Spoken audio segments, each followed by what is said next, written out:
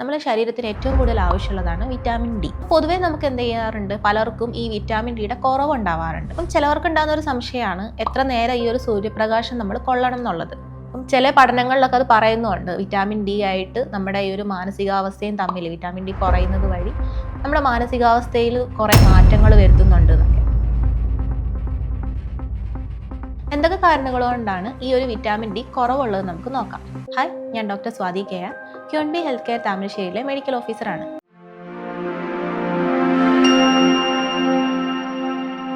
നമ്മുടെ ശരീരത്തിലെ ആരോഗ്യ പ്രവർത്തനങ്ങൾ നല്ല രീതിക്ക് നടക്കാനും അതേപോലെ തന്നെ നമ്മുടെ വളർച്ചയ്ക്കുമായിട്ട് നമ്മുടെ ശരീരത്തിന് ഏറ്റവും കൂടുതൽ ആവശ്യമുള്ളതാണ് വിറ്റാമിൻ ഡി. ഈ വിറ്റാമിൻ ഡി ഒരു ഹോർമോണാണ്, അതേപോലെ തന്നെ വിറ്റാമിൻ ആയിട്ടും നമ്മൾ കണക്കാക്കാറുണ്ട്. ഇവ കൊഴുപ്പിൽ അലിയുന്നവയാണ്. അപ്പോൾ പൊതുവേ നമുക്ക് എന്ത് ചെയ്യാറുണ്ട്, പലർക്കും ഈ വിറ്റാമിൻ ഡിയുടെ കുറവുണ്ടാവാറുണ്ട്. എന്തൊക്കെ കാരണങ്ങൾ കൊണ്ടാണ് ഈ ഒരു വിറ്റാമിൻ ഡി കുറവുള്ളത് നമുക്ക് നോക്കാം. ഒന്നാമതായിട്ട് ഇരുണ്ട നിറമുള്ളവരിലാണ് ഇത് കാണുന്നത്. അതായത് നമ്മുടെ ശരീരത്തിൽ സ്കിന്നിൻ്റെ ആ ഒരു കളറ് ഇരുണ്ടതാവുന്നത് വഴി മെലാനിൻ്റെ അളവ് കൂടും. അതുവഴി എന്ത് ചെയ്യാൻ പറ്റും, ഈ ഒരു വിറ്റാമിൻ ഡി നമ്മുടെ ശരീരത്തിലേക്ക് ആഗിരണം ചെയ്യുന്നത് കുറയാം. രണ്ടാമതായിട്ട് പറയുന്നത് നമ്മുടെ ശരീരത്തിൽ തന്നെ വിറ്റാമിൻ ഡി ഏൽക്കുന്നത് കുറയുന്നത് കൊണ്ട്. ഇപ്പം നമ്മൾ വീട്ടിലൊക്കെ ജോലി ചെയ്യുകയാണ്, വീടിൻ്റെ ഉള്ളിൽ തന്നെയാണ്, അതല്ലെങ്കിൽ നമ്മളിപ്പോൾ പുറത്ത് പോയാലും നമ്മൾ സൂര്യപ്രകാശം കിട്ടാത്ത രീതിക്ക് നമ്മളുടെ ശരീരമൊക്കെ നമ്മൾ മറച്ച് വസ്ത്രം ഉപയോഗിച്ച് മറയ്ക്കുകയൊക്കെ ആണെങ്കിൽ എന്ത് ചെയ്യും, നമുക്ക് ആവശ്യത്തിലുള്ള ആ ഒരു വിറ്റാമിൻ ഡി നമ്മുടെ ശരീരത്തിൽ കിട്ടത്തില്ല. മൂന്നാമതായിട്ട് പറയുന്നത് നമ്മുടെ പ്രായത്തിൻ്റെ കാരണമാണ്. അതായത് ഇപ്പോൾ നമ്മൾ വയസ്സ് കൂടുന്തോറും ഈ ഒരു വിറ്റാമിൻ ഡിനെ ആഗിരണം ചെയ്യാനുള്ളൊരു കഴിവ് എന്ന് പറയുന്നത് കുറയും. അതേപോലെ നമുക്ക് എന്തെങ്കിലും അസുഖങ്ങളൊക്കെ ഉള്ളവരാണെങ്കിൽ, വൃക്കരോഗങ്ങളോ മറ്റ് അസുഖങ്ങളോ ഒക്കെ ഉള്ളവരാണെങ്കിൽ അവരിലും ഇതേപോലെ ഈ വിറ്റാമിൻ ഡിയുടെ ഒരു കുറവുണ്ടാകാം. അതല്ലെങ്കിൽ പോഷകക്കുറവ് വഴി നമുക്ക് ഉണ്ടാകാം. അപ്പോൾ നമ്മൾ ഭക്ഷണം കഴിക്കുന്നുണ്ടെങ്കിലും അതിൽ നിന്ന് നല്ല രീതിക്ക് ഈ ഒരു വിറ്റാമിൻ ഡി നമ്മുടെ ശരീരം വലിച്ചെടുക്കുന്നില്ലെങ്കിലും കാലക്രമേണ എന്ത് ചെയ്യാം, ഈ ഒരു വിറ്റാമിൻ ഡിയുടെ ഒരു ഡെഫിഷ്യൻസി നമുക്ക് കാണുന്നതാണ്. അതേപോലെ നമ്മുടെ ദഹനശേഷി അല്ലെങ്കിൽ ദഹനത്തിലുള്ള എന്തെങ്കിലും പ്രശ്നങ്ങൾ വഴി നമ്മുടെ ശരീരത്തിൽ എന്ത് ചെയ്യും, ആവശ്യത്തിനുള്ള വിറ്റാമിൻസ് കിട്ടാത്തത് കൊണ്ട് വരാം. അടുത്തതെന്ന് പറയുന്നത് നമ്മുടെ അമിതവണ്ണം കൊണ്ടാണ്. അപ്പം അമിതവണ്ണമുള്ളവരിൽ നമുക്കറിയാം നമ്മുടെ ശരീരത്തിൽ കൊഴുപ്പായിരിക്കും കൂടുതൽ ഉണ്ടാകുന്നത്, പ്രത്യേകിച്ച് അടിവയറ്റിലൊക്കെ. അപ്പോൾ ഈ ഒരു വിറ്റാമിൻ ഡി കൊഴുപ്പിൽ അലിഞ്ഞിരിക്കുന്നത് കാരണം അല്ലെങ്കിൽ അവിടെ അബ്സോർബ് ചെയ്തിരിക്കുന്നത് കാരണം നമ്മുടെ രക്തത്തിൽ എന്ത് ചെയ്യാം, വിറ്റാമിൻ ഡി കുറഞ്ഞിരിക്കാം. അപ്പം എന്തൊക്കെ ചെയ്താലാണ് അല്ലെങ്കിൽ എന്തൊക്കെ ഭക്ഷണങ്ങൾ ഉൾപ്പെടുത്തിയാലാണ് ഈ ഒരു വിറ്റാമിൻ ഡിയെ നമുക്ക് നല്ലൊരു ലെവലിൽ കൊണ്ടുപോകാൻ പറ്റുക എന്നുള്ളതാണ് നമ്മൾ നോക്കേണ്ടത്. ഏതൊക്കെ വഴിയാണ് നമുക്ക് ഭക്ഷണത്തിൽ കൂടെ വിറ്റാമിൻ ഡി നമ്മുടെ ശരീരത്തിൽ എത്തുന്നതെന്ന് നമുക്ക് നോക്കാം. ഒന്നാമതായിട്ട് നമ്മളിപ്പോൾ പറഞ്ഞ പോലെ തന്നെ നമ്മുടെ ഭക്ഷണങ്ങൾ, അതായത് മത്സ്യങ്ങൾ, ഇപ്പം മത്തി, അയല, ട്യൂണ, സാൽമൺ, ഇവയിൽ നിന്നൊക്കെ എന്ത് ചെയ്യുന്നുണ്ട്, നമുക്ക് നല്ല രീതിക്ക് വിറ്റാമിൻ ഡി കിട്ടുന്നുണ്ട്. രണ്ടാമതായിട്ട് നമ്മൾ ഫോർട്ടിഫൈഡ് ആയിട്ടുള്ള പാലുകൾ, ഓട്ട് മിൽക്കുകൾ അല്ലെങ്കിൽ തൈര്, ഇവയൊക്കെ ഉണ്ട്. ഇതിലൊക്കെ എന്ത് ചെയ്യുന്നുണ്ട്, ആർട്ടിഫിഷ്യലായിട്ട് തന്നെ വിറ്റാമിൻ ഡി ഉണ്ട്. അല്ലാതെ ഉള്ളതെന്ന് പറയുന്നത് നമ്മുടെ മഞ്ഞക്കരു, മുട്ടയുടെയൊക്കെ മഞ്ഞക്കരു ഉണ്ട്. ഇതിൽ ഒരുപാടില്ലെങ്കിലും ചെറിയൊരളവിൽ എന്തുണ്ട്, വിറ്റാമിൻ ഡി ഉണ്ട്. അതേപോലെ തന്നെ വിറ്റാമിൻ ഡി അത്യാവശ്യം ഉള്ളതാണ് കോഡ് ലിവർ ഓയിൽ. ഇവ കഴിക്കുന്നത് വഴി നമ്മുടെ ശരീരത്തിൽ എന്ത് ചെയ്യും, വിറ്റാമിൻ ഡി നല്ലൊരു ശതമാനം നമുക്ക് കിട്ടും. പിന്നെ ഉള്ളതെന്ന് പറയുന്നത് നമ്മുടെ UV പ്രകാശത്തിൽ വളർത്തിയിരിക്കുന്ന കൂണുകളിലാണ്.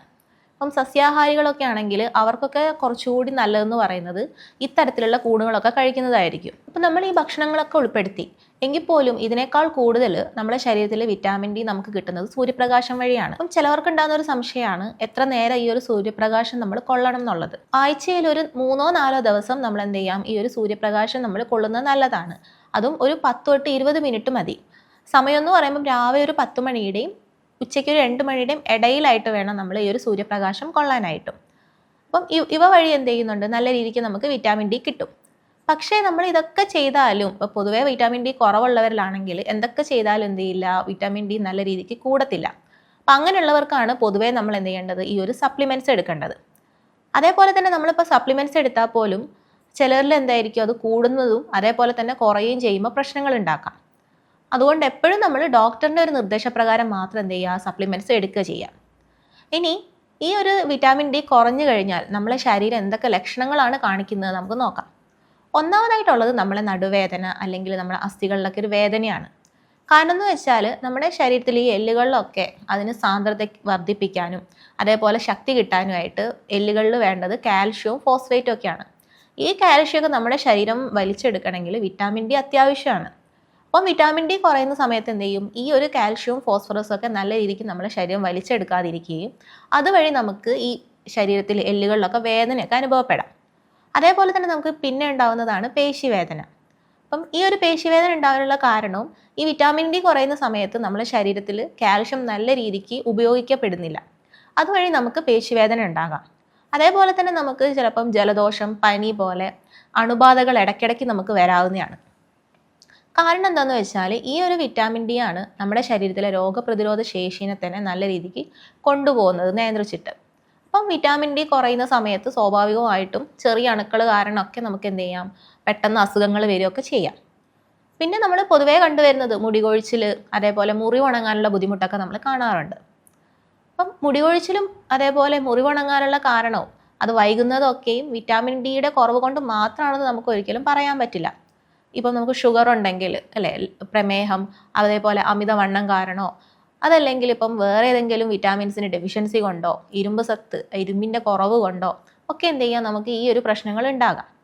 അപ്പോൾ എപ്പോഴും നമ്മൾ ഡോക്ടറുടെ നിർദ്ദേശപ്രകാരം മാത്രം എന്ത് ചെയ്യാം, നമ്മൾ ഇതിനൊക്കെ വേണ്ടിയുള്ള മരുന്നുകളൊക്കെ നമ്മൾ ഉൾപ്പെടുത്തേണ്ടത്. അതേപോലെ തന്നെ ഈ ഒരു വിറ്റാമിൻ ഡി കുറഞ്ഞു കഴിഞ്ഞിട്ടുണ്ടെങ്കിൽ നമുക്ക് മാനസികാവസ്ഥയിൽ കുറേ മാറ്റങ്ങളൊക്കെ വരുത്തുന്നതാണ്. അപ്പം ചില പഠനങ്ങളിലൊക്കെ അത് പറയുന്നുണ്ട്, വിറ്റാമിൻ ഡി ആയിട്ട് നമ്മുടെ ഈ ഒരു മാനസികാവസ്ഥയും തമ്മിൽ വിറ്റാമിൻ ഡി കുറയുന്നത് വഴി നമ്മുടെ മാനസികാവസ്ഥയിൽ കുറേ മാറ്റങ്ങൾ വരുത്തുന്നുണ്ട് എന്നൊക്കെ. അപ്പം നമ്മൾ ഈ പറഞ്ഞ പോലെ ഈ വിറ്റാമിൻ ഡി പൊതുവെ കുറഞ്ഞു കഴിഞ്ഞാൽ കുട്ടികളിൽ എന്തൊക്കെയാണ് പ്രശ്നങ്ങൾ ഉണ്ടാവുക നമുക്ക് നോക്കാം. അപ്പം അതിനൊരു ഉദാഹരണമാണ് റിക്കറ്റ്സ് എന്ന് പറയുന്ന അസുഖം. നമുക്കറിയാം നമ്മുടെ ശരീരത്തിലെ ആ എല്ലുകളെയൊക്കെ വളർച്ചയ്ക്കും ഒക്കെ ഇമ്പോർട്ടൻ്റ് എന്ന് പറയുന്നത് കാൽഷ്യം ഒക്കെയാണ് അല്ലേ. ഈ ഒരു കാൽഷ്യം ഉണ്ടാവുന്നത് വിറ്റാമിൻ ഡി വഴിയുമാണ്. അപ്പം കുട്ടികളുടെ വളർച്ച സമയത്ത് നല്ല രീതിക്ക് ഈ പറയുന്ന കാൽഷ്യവും വൈറ്റമിൻ ഡി ഒക്കെ കിട്ടിയിട്ടില്ലെങ്കിൽ അത് അവരുടെ വളർച്ചയെ തന്നെ ബാധിക്കും. അങ്ങനെ ഉണ്ടാകുന്ന ഒരു അസുഖമാണ് ഈ റിക്കറ്റ്സ് എന്ന് പറയുന്നത്. ഈ ഒരു കാൽഷ്യവും ഫോസ്ഫേറ്റും നമ്മുടെ എല്ലുകളിൽ നല്ല രീതിക്ക് ആഗിരണം ചെയ്യപ്പെടാത്തത് വഴി നമ്മുടെ എല്ലുകൾ മൃദുവാകുകയും അതുവഴി അവയുടെ വളർച്ച തന്നെ കുറയുകയും ചെയ്യുക. ഇതിൽ നമ്മൾ പൊതുവേ കാണുന്ന മറ്റ് ലക്ഷണങ്ങളെന്ന് പറയുന്നത് ഉയരം കുറയാം, അതേപോലെ തന്നെ ഈ എല്ലുകളൊക്കെ വളയുന്നതായിട്ട് നമുക്ക് കാണാം. പിന്നെ കുട്ടികൾക്കൊക്കെ പേശിവേദനയും അതേപോലെ തന്നെ അസ്ഥിവേദനകളൊക്കെ കാണുന്നതുമാണ്.